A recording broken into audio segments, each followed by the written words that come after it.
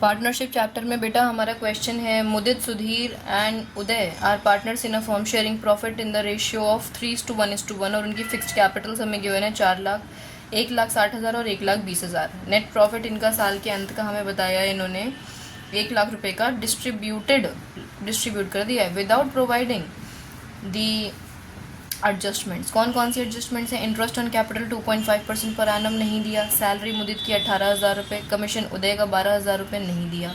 मुदित कह रहे हैं मेरा कमीशन भी बनता है 6% डिविजिबल प्रॉफिट का आफ्टर चार्जिंग सच कमीशन, वो भी दे देना मुझे क्योंकि तुमने दिया नहीं था।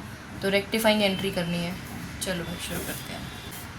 अब क्वेश्चन तो बिल्कुल वैसे ईजी है, एम है, एस है, यू है और फॉर्म है, ठीक है। ये डेबिट क्रेडिट लिख लो जल्दी से आप लोग भी इसको। अब इन्होंने हमें क्या क्या नहीं दिया। सबसे पहले interest on capital at the rate of 2.5% per annum. तो ये कितना कितना बनेगा? फिक्स्ड कैपिटल से तो ओपनिंग क्लोजिंग का कोई झंझट ही नहीं है। 4 लाख पर 2.5% कितना होता है? 10,000। फिर अगर मैं बात करूँ 1,60,000 की तो आंसर आएगा 4,000, और अगर मैं बात करूँ 1,20,000 की तो ये आएगा 3,000। यानी टोटल 17,000 फॉर्म को इंटरेस्ट ऑन कैपिटल देना है। फिर फॉर्म को और क्या देना है? सैलरी देनी है 18,000 रुपये की। तो फॉर्म दे रही है सैलरी। किसको देनी थी सैलरी? मुदित को।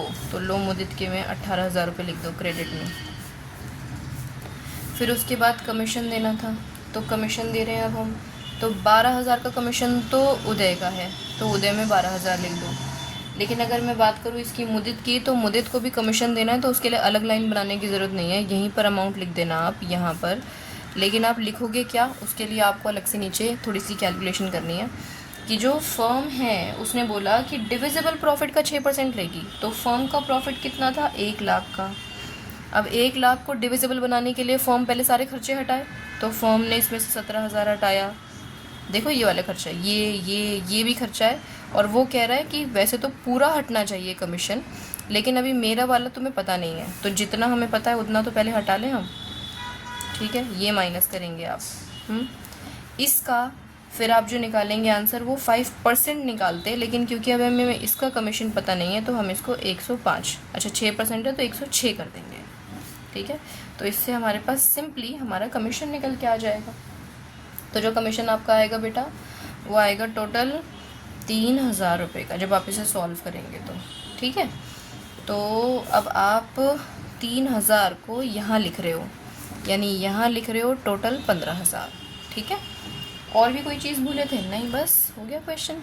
चलो बैलेंस करना शुरू करते हैं हम सबको बराबर बराबर।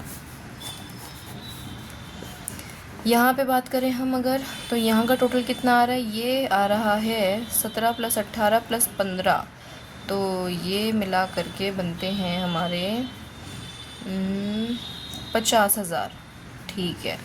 तो 50,000 यहाँ आ गई हमारी बैलेंसिंग फिगर, क्योंकि यहाँ तो कुछ था ही नहीं ना, तो 50,000 ये आ गया। अब इस 50,000 को आप 3:1:1 में बांट दोगे लॉस के तौर पर लिख करके, तो 30,000 इसको जाएगा, 10,000 इसको जाएगा और 10,000 इसके पास चला जाएगा, ठीक है। लो अब तो क्वेश्चन बिल्कुल आसान है, अब तो आप लोगों का आंसर आ ही गया होगा। 10,000 और ये 20 और ये 31,000 और ये आ गया 30,000। यहाँ तो 1,000 का डिफरेंस आ रहा है क्रेडिट का, यहाँ 6,000 का डिफरेंस आ रहा है डेबिट का, यहाँ 5,000 का डिफरेंस आ रहा है क्रेडिट का। तो देखना ज़रा, हो तो गया क्वेश्चन, और क्या चाहिए। लो जर्नल एंट्री लिख दो।